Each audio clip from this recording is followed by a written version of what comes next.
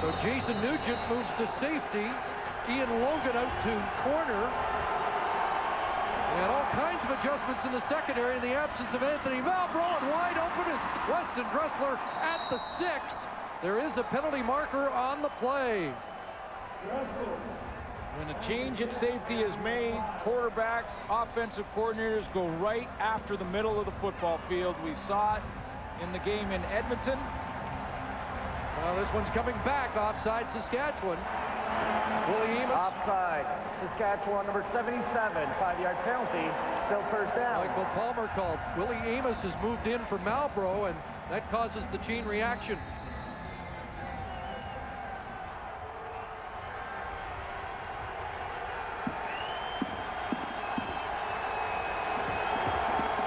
So it's 1st and 15.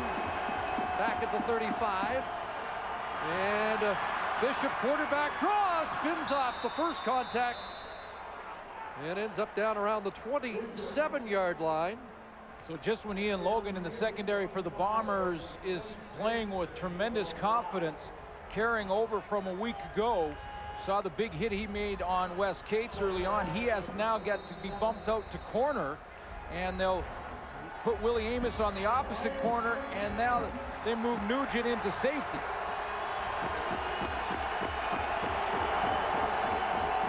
9 for Bishop, so it's 2nd and 6.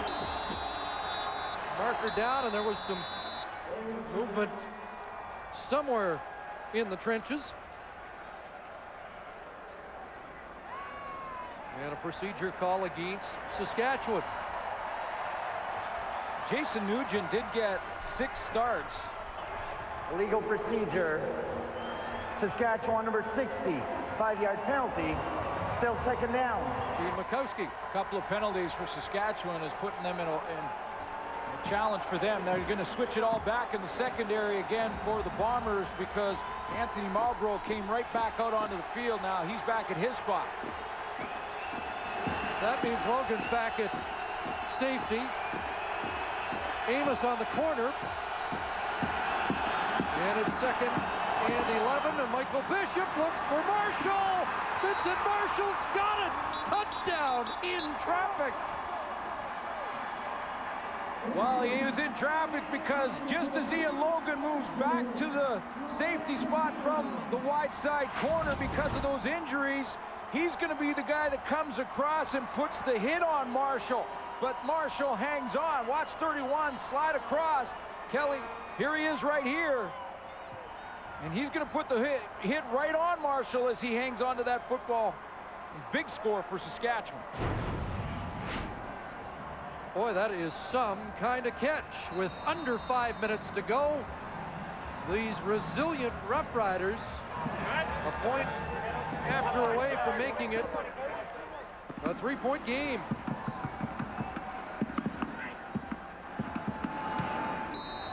(31-28) as Vincent Marshall celebrates his first CFL touchdown.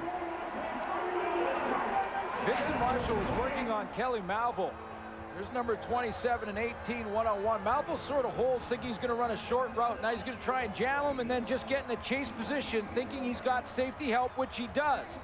Ian Logan comes across, but this time Bishop puts that more on a line because he sees the safety Ian Logan. Remember the deep throw to Weston Dressler where he didn't have safety help, so he lobbed it up. This time Bishop puts that one more on a line to get it in quicker to Vincent Marshall because he knows Logan's coming across, and Marshall hangs on. You know, the starting 4 receivers for Saskatchewan came into the game with 26 catches. That's it. Vincent Marshall now has his first CFL touchdown catch. Rob Bagg has his first CFL touchdown, or CFL reception. Weston Dressler, a pair of touchdowns, and this Rough Rider offense has put 28 points on the board and are very much in this football game with under 5 minutes to go. The offenses for both these teams came out with a real jump in their step to start this game. They played well. Armstead from his 11. And a return across the 30 to the 32-yard line. Kevin Glenn may need to put more points on the board. There are the numbers for the 2 quarterbacks in what's been a much more entertaining rematch here in Winnipeg. Well, it's just been good football. You look at the interceptions, 0 interceptions for both these quarterbacks, 3 touchdown throws for Bishop and a couple for Glenn. The completion percentage for both, excellent. It's been a well-played offensive game with very few mistakes on that side of the ball.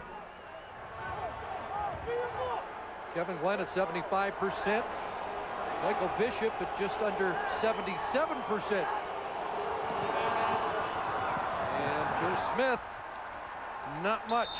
And the momentum really starting to change sidelines here over the last couple of series. 2 big throws from Bishop. 1 to Dressler, 1 to Marshall. And just like that, one sideline tightens up and one sideline starts to get Old Mo on their side, and that's the Green Riders. Rough Riders trying to extend their lead in the West to 4 points. Bombers trying to get within 2 of Toronto. In the race for second. In the East, Kevin Glenn, and that one misfired. James Johnson in coverage, intended for Derek Armstrong.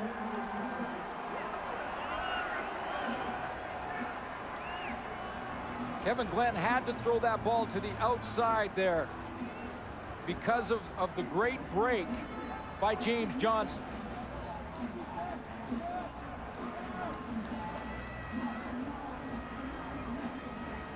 You feel that momentum? Yes, it is notable here, and it's gotten a lot quieter as well.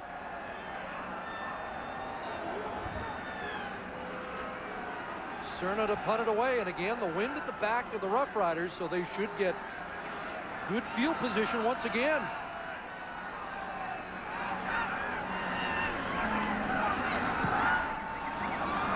Cerna line drive punt, not a bad one. 39-yard line for Dressler. And the cover team does its job, dropping Dressler at the 43. You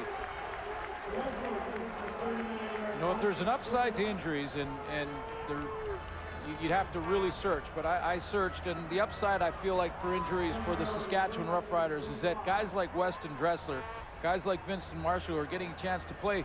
They don't have the option to go in and play like rookies.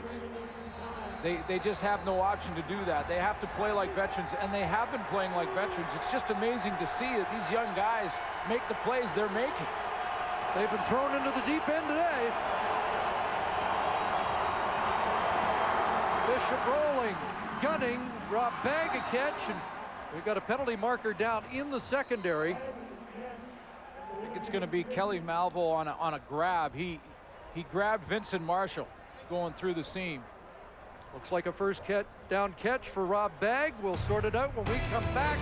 The 3-minute warning given here in Winnipeg. Legal contact on the... Been a great game, and our game story brought to you by Coors Light. Who wants a cold one? Well, I like the play of the 2 quarterbacks. That to me, those 2 in the game story really stand out, and those young receivers for Saskatchewan, Weston Dressler, one of them had to play like veterans. Penalty was against Kelly Malvo. It is a first down at the Bomber 50. Out of the gun, a draw play, and Wes Cates is romping. Cates all the way down to the 25, and the safety Ian Logan pulls him down. Wasn't sure the timing of the handoff was very sharp, but the end results were. Well, the delay is almost by design, because what it does is it allows the guys up front, the offensive line up front, it allows them, there's Cates there, it allows them to set up their blocks, because if the defensive line, and Doug Brown was one of them, decide to pick a side, it takes a second for them to pick a side. That delay allowed Cates to open the hole and hit it. 25 yards, Wes Cates, the CFL rushing leader once again. 6 receivers out underneath. Michael Palmer the catch, and Mike Charlton brings him down quickly. Short gain for Palmer. 3 points in arrears with 2:04 on the clock, and Michael Bishop not thinking about 3 right now. No, he's not. And the Winnipeg Blue Bombers defensively are thinking about that old cliche you hear all the time, that a football game always comes down to 3 or 4 plays. Well, for the Bombers, this is one of them. Jerome Haywood out, Neil McKinley in on that defense. 2nd and 7, quarterback draw. Michael Bishop down inside the 15, and he has another Rough Rider first down. This is one that Michael Bishop can read quickly because the only guy that could tackle him is the linebacker right there, Cam Hall. But watch what he does when he sees number 20, Wes Cates, get out of there. Wes Cates leaves, so Michael Bishop can see that Hall is gone now. He's in coverage. Now there's only one other guy left to try and make that tackle. That was Neil McKinley, and he was blocked. 51 yards rushing last week, 53 so far today, and a first down. Back to Cates, and Doug Brown's got him and pulls him down for a negligible gain. Doug Brown played that one where he didn't take a side. Greg Marshall now needs to get a stop, and in situations like this, most defensive coordinators, including Greg Marshall, will usually send pressure, get some help from the D-line. Doug Brown played that last play square, and you've got to think that now the D-line are concerned with quarterback draw from Michael Bishop. A play Saskatchewan